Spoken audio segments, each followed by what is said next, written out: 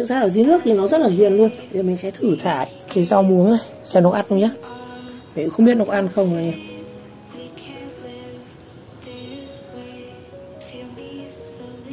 Chắc là không ăn đâu.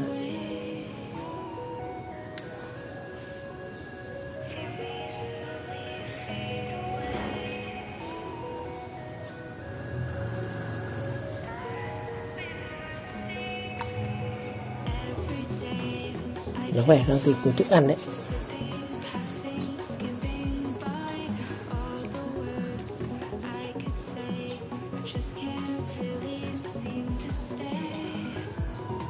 Nó khá nhiều chứ.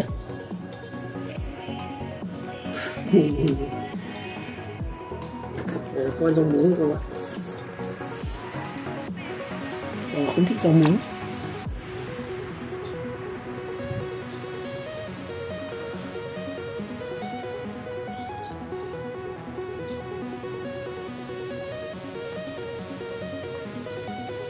Sẽ thử cho nó một cái món khác là quả này. Ta thử quả chuối nha.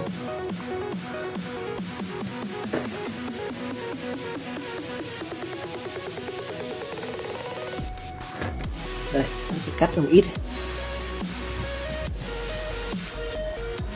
Mình sẽ lấy này xem nó có ăn.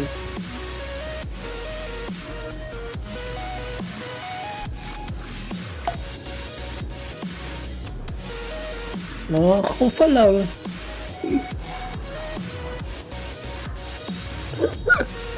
Nó phớt lờ với chuối luôn.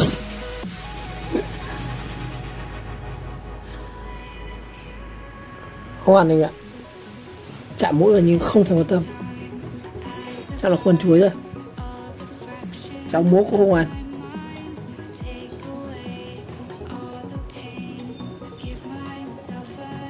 Con này nhiều khả năng nó sẽ ăn tép sống nhé. Nó ăn thịt rồi, con này nó ăn thịt rồi.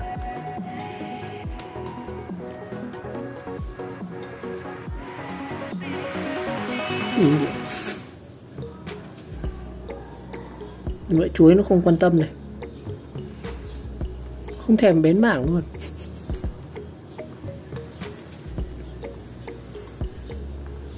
Wow.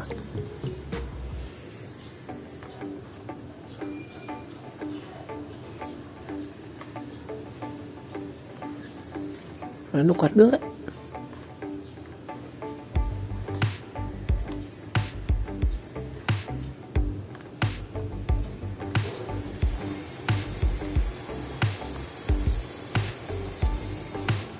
Nó không ăn chuối.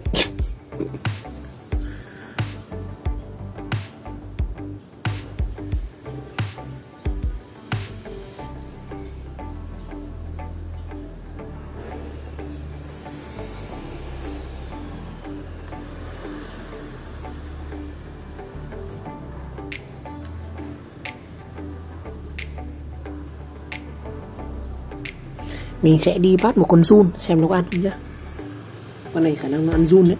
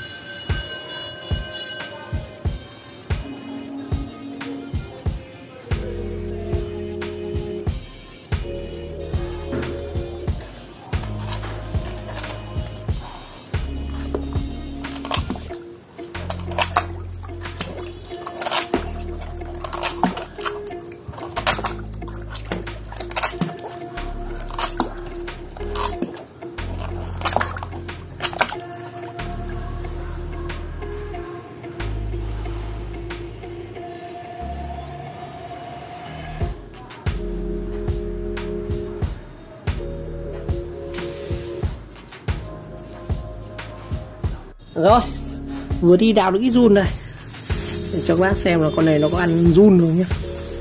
Đây mình làm một con giun rất là to này. Đây, con này con giun đất này. Giờ mình sẽ thả luôn vào này. Thả vào. Đấy, giun nó bò đấy. Con này nó vẫn chưa phát hiện ra đâu.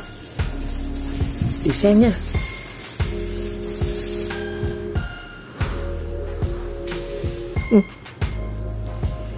Ba không ăn giun đâu ạ.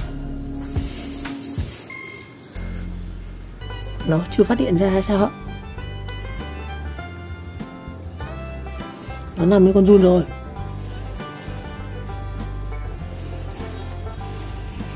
Con này có vẻ ngáo ngáo ngu ngu quá.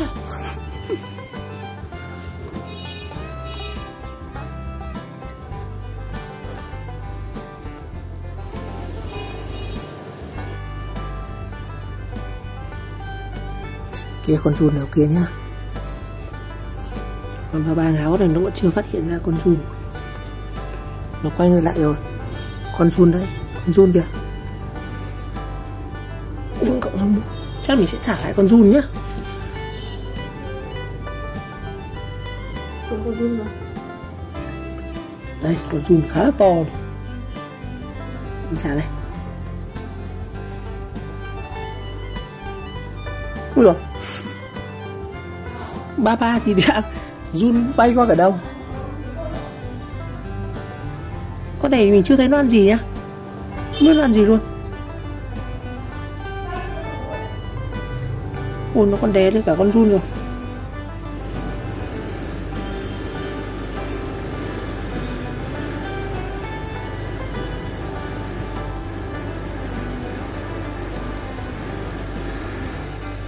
Nước xong hồi nó bơi đục ngầu luôn này. Sợ thật.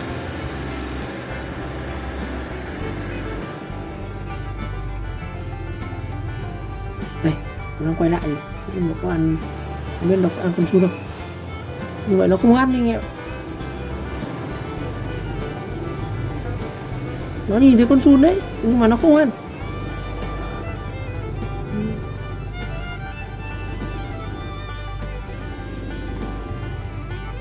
Như vậy nó không ăn con giun.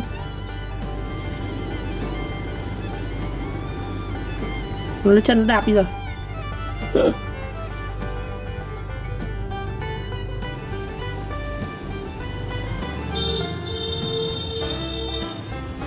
Nó lấy chân nó đạp đi nhá.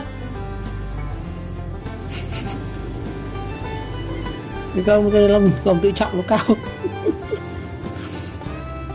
Không theo ăn giun. Con này thì mình sẽ không vệ sinh đánh mai như rùa nhá. Tại vì da của nó rất là mềm. Rùa thì mình sẽ phải đánh mai. Con này thì con này thực sự rất là khó nuôi đấy.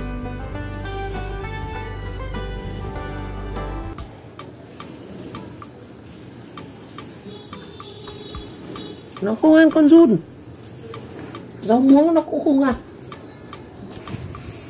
Mình sẽ bỏ rau muống ra cho dễ nhìn nhé.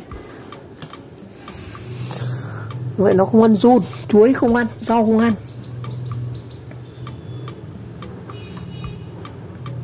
Trước mình đã thử thả thịt nhưng mà nó cũng không ăn thịt nhé.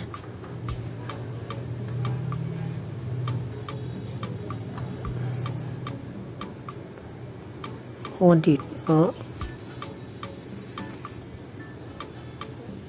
Nó chỉ có đạp nước thôi. Con này không biết nuôi kiểu gì đây.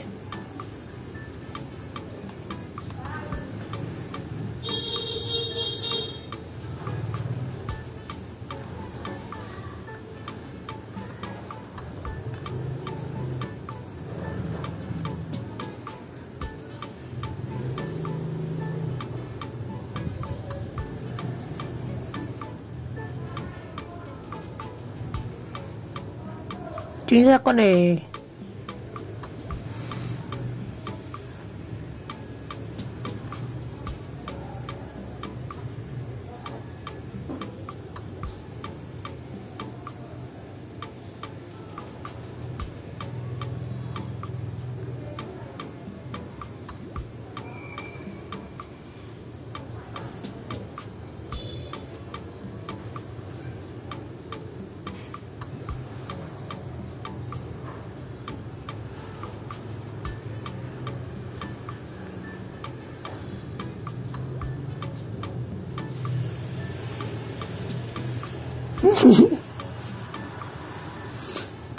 Bên con này nhưng mà nó không đốt tay đâu anh ạ.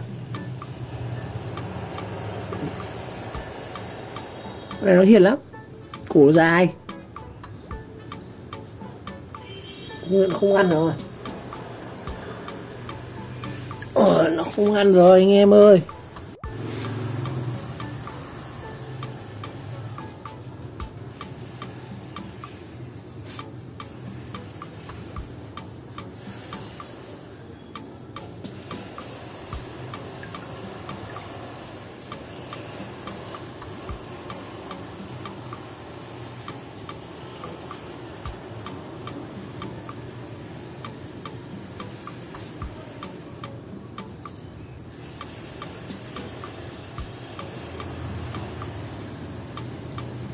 Rồi, cái phần mũi của nó rất là mềm nha anh em. Con này nó cho sờ mũi đàng hoàng này. Đó. Nó cao. Đấy, phần mũi của nó rất là mềm. Và mình quan sát ở dưới cái phần mõm của nó này, thì ở cái phần dưới mũi nó có một cái như cái hàm bộ lợi hay bộ gì đó. Nhưng mà nó rút nó thò chân. Nhìn nó béo. Nó rất là béo ấy. Đó. Vậy nhìn nó khó chịu, Thôi thì mình sẽ để như này. Nó khó chịu rồi. Rồi, hôm nay thì mình sẽ review qua một chút anh em về thành viên mới của mình. Con này thì nhiều khả năng chắc là đem bán hoặc là như nào đấy. Con này chắc là mình sẽ không nuôi, tại vì hầu như là cho ăn thì nó cũng không ăn ấy. Đó. Nó rất là khó nuôi con này. Hầu như rau giếc mình không thấy nó ăn đấy. Nên là mình sẽ chắc là không nuôi được. Rất nhiều người bảo là sẽ để thịt ý. Mình cũng chưa biết cách xử lý con này như nào, mà tại cứ để nó vài hôm đã xem như nào, xem có ai mua bán vậy. Ok, cảm ơn các bạn nhé. Xin chào, hẹn gặp lại trong các video tiếp theo.